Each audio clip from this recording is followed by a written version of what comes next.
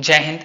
आज हम स्टार्ट करने जा रहे हैं नेक्स्ट आर्टिकल्स को, आर्टिकल 41 से लेकर 51 तक। पिछले वीडियोस में हमने डीपीएसपी को इंट्रोड्यूस कर दिया था, राज्य के नीति निर्देशक तत्व, और साथ साथ आर्टिकल 36 से लेकर 40 तक डिस्कस भी किया था। इस वीडियो में हम डीपीएसपी को कंप्लीट कर देंगे और इस वीडियो में हम आर्टिकल 41 से लेकर 51 तक पूरा डिस्कस करेंगे। तो चलिए आर्टिकल 41 से अनुच्छेद 41 से शुरू करते हैं।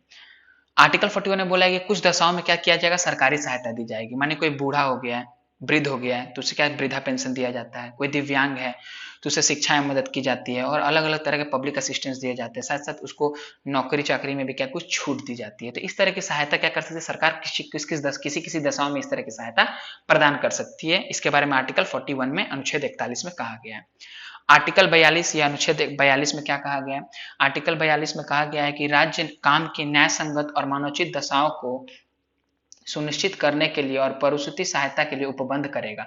मतलब बोला गया है इसमें कि जो राज्य मतलब केंद्र सरकार, राज्य सरकार या कोई पब्लिक अथॉरिटी, वो क्या करेगा कि कोई भी व्यक्ति जो काम कर रहा है कहीं पर भी, तो उसको एकदम जस्ट मतलब न्याय संगत और मनोचित दशाओं में काम करेगा। ऐसा नहीं किसी भी तरह कंडीशन में वो काम करेगा, नहीं, जो मानव के अनुकूल हो उस तरह के कंडीशंस उसको प्रोवाइड किए जाएंगे तो वहां पर वो काम करेगा। और साथ साथ जो महिलाएं हैं उन्हें प्रसूति सहायता दी जाएगी, मैटरनिटी रिलीफ उपलब्ध कराया जाएगा। किसके द्वारा, राज्य द्वारा, मतलब स्टेट गवर्नमेंट, सेंट्रल गवर्नमेंट और एनी पब्लिक अथॉरिटी। अब आते हैं हम लोग आर्टिकल 43 अनुच्छेद 43 पर। इसमें निर्वाह मजदूरी की चर्चा। बोला गया जो भी वर्कर्स हैं जो काम कर रहे हैं, मजदूरी कर रहे हैं, उनका एक निर्वाह मजदूरी मतलब ऐसा वेज दिया जाएगा, ऐसा पैसा दिया जाएगा जिससे कि अपना जीवन यापन अच्छी तरह से कर पाए। अनुच्छेद 43 का क या आर्टिकल 43A, इसमें बोला गया है कामगारों की भागीदारी। जो भी कंपनी में, किसी भी इंडस्ट्री या किसी भी उद्योग में वो काम कर रहे हैं, तो वहां पे सिर्फ वो वर्कर्स की तरह ना काम करे, बल्कि वहां पे जो वो वर्कर्स हैं वो इंडस्ट्रीज के मैनेजमेंट में भी अपना क्या करें, भागीदारी दें। तो कामगारों की भागीदारी किस चीज में होनी चाहिए, मैनेजमेंट में भी होनी चाहिए। आर्टिकल 43 का बी, आर्टिकल 43 बी में बोला गया, आर्टिकल 43 में बी में बोला गया है कि सहकारी समिति बनाने का क्या है, छूट है। तो कामगार क्या कर सकते हैं, सहकारी समिति बना सकते हैं। तो आर्टिकल 43 में बोला गया है प्रमोशन ऑफ कोऑपरेटिव सोसाइटी या सहकारी समिति को बनाया जा सकता है, ऐसा आर्टिकल 43 बी में कहा गया है। तो आर्टिकल 41 में क्या बोला गया है, किन्हीं दशाओं में सहायता करेगा सरकार, कुछ कुछ दशाएं ऐसी में सहायता करेगा। आर्टिकल 42 में बोला गया मानवोचित कंडीशंस होना चाहिए काम करने के लिए, ह्यूमन कंडीशंस होना चाहिए, और साथ साथ मैटरनिटी मतलब प्रसूति सहायता दी जाएगी। और आर्टिकल 43 में बोला गया निर्वाह मजदूरी की बात की गई है। आर्टिकल 43 का ए में बोला गया है, आर्टिकल 43 का ए में बोला गया है कामगारों की भागीदारी होनी चाहिए in management of the industry. 43 B में बोला गया है, 43 बी में बोला गया है कि सहकारी समिति बनाया जा सकता है वर्कर्स द्वारा, कामगारों द्वारा। तो इसको याद करने का आर्टिकल 41, 42 और 43 को याद करने का एकदम सिंपल ट्रिक है, द मन 10 हो जाएगा, दशाएं, दशाएं से हमें याद रहेगा कि भाई किन्हीं दशाओं में सरकार सहायता करेगी, तो आर्टिकल 41। मानवोचित, मानवोचित देखते ही समझ में आ जाएगा ह्यूमन कंडीशन ऑफ वर्क और मैटरनिटी रिलीफ, तो आर्टिकल 42। निर्वाह मजदूरी, न से निर्वाह मजदूरी, आर्टिकल 43। मतलब द मन से आप आर्टिकल 41, 42, 43 को एकदम इजीली याद कर सकते हैं। यहां तक समझ में आया। अब हम बढ़ते आगे आर्टिकल 44 पर। आर्टिकल 44 में आपका समान नागरिक संहिता की चर्चा है, यूनिफॉर्म सिविल कोड की चर्चा। समान नागरिक संहिता, समान नागरिक संहिता क्या होता है, इससे पहले हम समझते हैं कि अभी किस तरह की नागरिक संहिता है। तो अभी माने कोई हिंदू है या मुस्लिम है या क्रिश्चियन, मतलब जो अलग अलग धर्म है सबका अलग अलग कानून है, अलग अलग नागरिक संहिता है। मतलब हिंदू का जो मैरिज एक्ट है वो अलग है, मुस्लिम का जो मैरिज रूल है वो अलग है, हिंदू का डाइवोर्स रूल अलग है, मुस्लिम का डाइवोर्स रूल अलग है, क्रिश्चियन का अलग है। मतलब सबका जो पर्सनल लॉज हैं अलग अलग हैं। तो अगर आर्टिकल 44 लागू हो जाता है तो सबका जो ये लॉ होगा, शादी के जो नियम होंगे सबके लिए बराबर हो जाएंगे, डाइवोर्स के या तलाक के जो नियम होंगे सबके लिए बराबर हो जाएंगे, टेस्टेशन या वसीयत के जो नियम है सबके लिए बराबर हो जाएंगे। लेकिन आज अभी हर एक धर्म के लोगों के लिए एक अलग अलग लॉ है। लेकिन अगर यूनिफॉर्म सिविल कोड या समान नागरिक संहिता लागू हो जाती है, आर्टिकल 44 लागू हो जाता है, तो ये जो सारे नियम है सबके लिए बराबर हो जाएंगे। तो सिर्फ एकमात्र अभी स्टेट है जहां पर ये लागू है, गोवा। गोवा में क्या है, यूनिफॉर्म सिविल कोड लागू है, बाकी कहीं पर भी लागू नहीं है। आर्टिकल 44 में किस चीज की चर्चा है, समान नागरिक संहिता की चर्चा है। अब हम आते हैं आर्टिकल 45 में।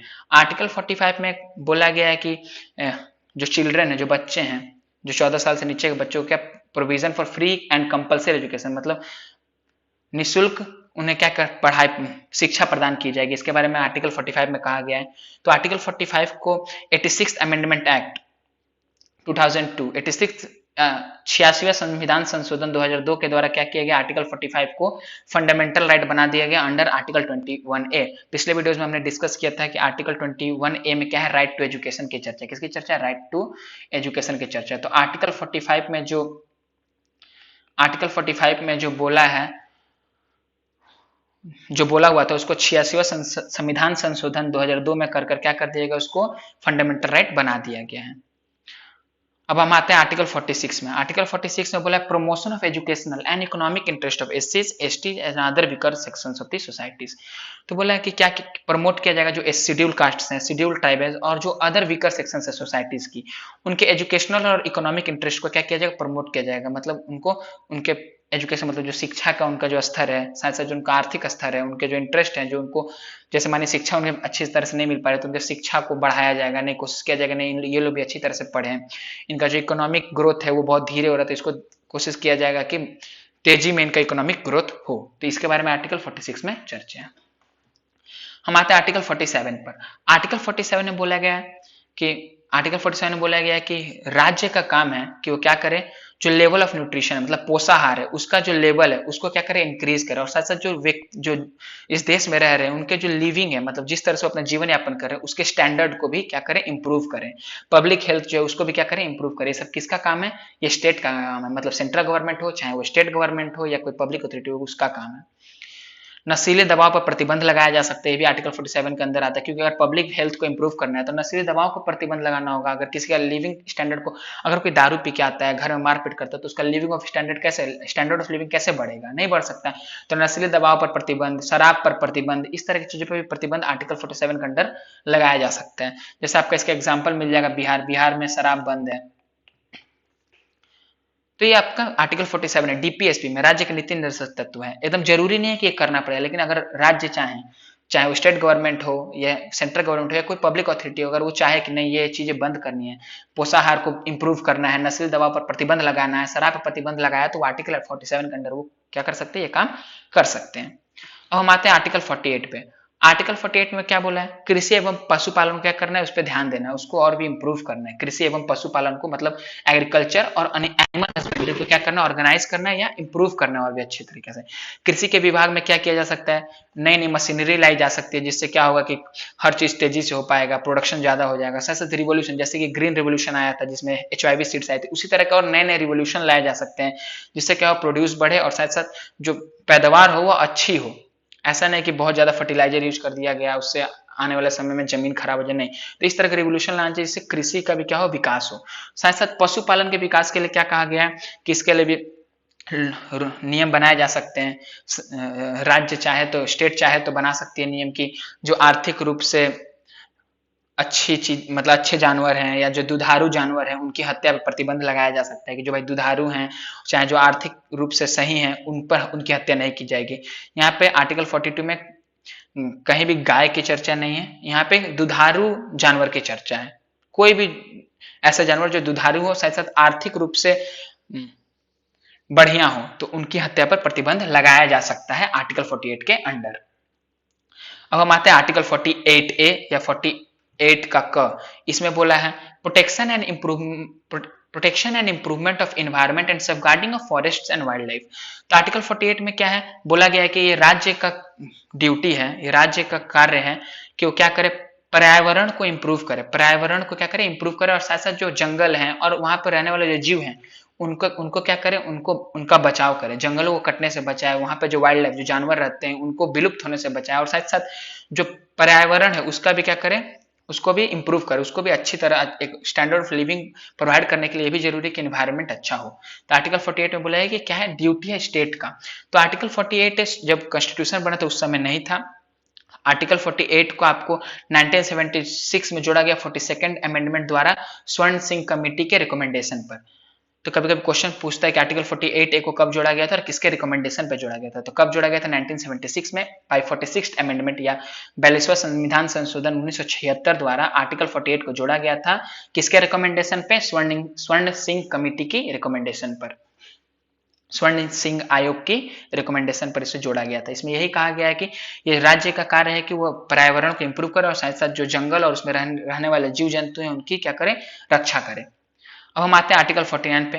आर्टिकल 49 में क्या बोला है? आर्टिकल 49 में बोला है कि राज्य का कार्य है कि जो राष्ट्र महत्व के धरोहर हैं, इमारतें हैं राष्ट्र महत्व के, साथ साथ जो पुरातत्व आर्कियोलॉजिकल चीजें हैं या आर्कियोलॉजिकल साइट्स हैं जो राष्ट्र महत्व की हैं, उनको भी क्या करेगी सरकारें या जो भी पब्लिक अथॉरिटी उसको क्या करेगी? बचाव करेगी।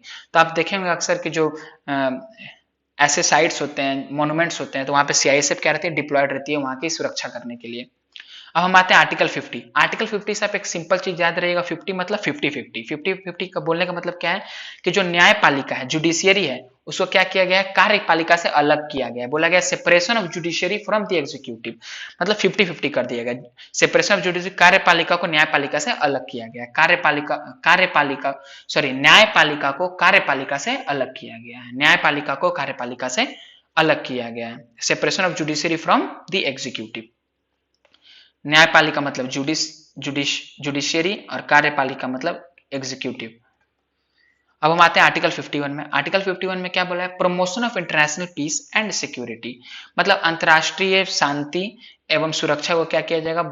बढ़ावा दिया जाएगा। अंतर्राष्ट्रीय शांति एवं सुरक्षा को बढ़ावा दिया जाएगा। तो हम लोग क्या करेंगे? अंतर्राष्ट्रीय शांति को मेंटेन करेंगे, साथ साथ किसी भी तरह की जो संधि या ट्रीटी हुई है तो उसका भी पालन करेंगे। जैसा 2 कंट्रीज है, 3 कंट्रीज इनके हमारे बीच में संधि हुई है तो उस ट्रीटी का हम पालन करेंगे, बिट्रेयल नहीं करेंगे, धोखा नहीं करेंगे। साथ साथ रिस्पेक्ट टू डिफरेंट कंट्री, जो भी बाकी देश है उनका भी हम क्या करेंगे? इज्जत करेंगे। साथ साथ अगर जैसे कि हम यूएनओ के मेंबर है तो यूएनओ अगर कुछ बोले तो उसको सुनेंगे। इंप्लीमेंट करना है नहीं करना वो हमारे ऊपर डिपेंड करता है, लेकिन उसको सुनना वो भी हमारा एक कर्तव्य है। साथ साथ in case of international dispute, arbitrary organisation और nation is involve for resolving dispute. मानिए हमारा किसी के साथ इंटरनेशनल डिस्प्यूट हो गया, अंतर्राष्ट्रीय कुछ मतभेद हो गया, तो उसमें कोई भी आर्बिट्री ऑर्गेनाइजेशन जैसे मानिए यूएनए हो गया, चाहे और भी जो ऑर्गेनाइजेशन है, एशियन हो गया, सार्क हो गया, इस तरह की जो ऑर्गेनाइजेशन है वो क्या कर सकती है? इन्वॉल्व हो सकती है और जो डिस्प्यूट है, जो झगड़ा है, उसको रिजॉल्व करने में हेल्प कर सकती है शांतिपूर्वक, बिना झगड़े के।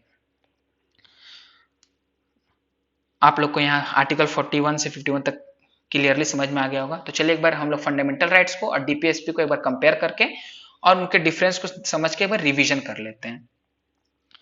तो फंडामेंटल राइट की चर्चा आपका पार्ट 3 में था, भाग 3 में था। DPSP directive principle of state policies या राज्य के नीति निर्देशक तत्व आपके भाग 4 या पार्ट 4 में थे। यह आर्टिकल 14 से लेकर 35 तक था, यह आपका 36 से लेकर 51 तक। फंडामेंटल राइट्स आपका यूएसए कॉन्स्टिट्यूशन से लिया गया है, डीपीएसपी आयरलैंड के कॉन्स्टिट्यूशन से लिया गया है। फंडामेंटल राइट्स आपको इंडिविजुअल्स मिलता है, हर एक इंडिविजुअल के पास फंडामेंटल राइट होता है, लेकिन जो डीपीएसपी है इस पे स्टेट का मतलब सेंट्रल गवर्नमेंट हो चाहे स्टेट गवर्नमेंट हो या कोई पब्लिक अथॉरिटी उस पे इसका अधिकार होता है, वो अगर चाहेगी तभी आपको ये प्रोवाइड कराएगी। आप फंडामेंटल राइट का आपका हनन होता है, आप कोर्ट जा सकते हैं, लेकिन डीपीएसपी के लिए आप कोर्ट नहीं जा सकते। फंडामेंटल राइट में स्टेट के पास ज्यादा पावर नहीं होता है क्योंकि वो सबको पास होता है फंडामेंटल राइट्स, और स्टेट इसमें मतलब स्टेट गवर्नमेंट या कोई पब्लिक अथॉरिटी इसको डिनाई नहीं कर सकती। लेकिन डीपीएसपी में इन लोग का पावर बहुत ज्यादा पॉजिटिव होता है क्योंकि ये लोग अगर चाहें तभी दे सकते हैं, नहीं तो नहीं देंगे। प्रेसिडेंट फंडामेंटल राइट को सस्पेंड कर सकते हैं इमरजेंसी के समय पर, लेकिन डीपीएसपी को सस्पेंड नहीं किया जा सकता क्योंकि आज तक ये भी लागू ही नहीं हुआ है। फंडामेंटल राइट बाय बर्थ मतलब कोई एक बच्चा ही पैदा हुआ, उसको पैदा होते उसको सारे फंडामेंटल राइट्स मिल जाते हैं, लेकिन डीपीएसपी आपको संशोधनों द्वारा मतलब अमेंडमेंट्स द्वारा मिलता है। फंडामेंटल राइट क्या है? कानूनी है, लेकिन जो डीपीएसपी क्या है? राजनीतिक है, मतलब इसको हमेशा इसके ऊपर मुद्दे बनाए जाते हैं कि जीत जाएंगे तो ये करेंगे वो करेंगे, मतलब अलग अलग तरह के मुद्दे इसमें से निकाल जाते हैं। बहुत सारे जो एजेंडाज होते हैं इनमें से निकाल जाते हैं, जैसे बहुत सारे धीरे धीरे बहुत सारे काम हुए भी हैं, बहुत सारे डीपीएसपी फंडामेंटल राइट्स में कन्वर्ट भी हुए हैं, जैसे कि राइट टू एजुकेशन है आपका, ये 86वां संविधान संशोधन द्वारा किया गया, डीपीएसपी से उसको फंडामेंटल राइट बनाया गया। साथ साथ कुछ किसी किसी राज्यों में शराब प्रतिबंध है, किसी किसी राज्य में दुधारू जानवरों की हत्या प्रतिबंध है, मतलब वो अपने हिसाब से कई राज्यों ने किया है। तो आज के लिए बस इतना ही, मिलते हैं नेक्स्ट वीडियो में।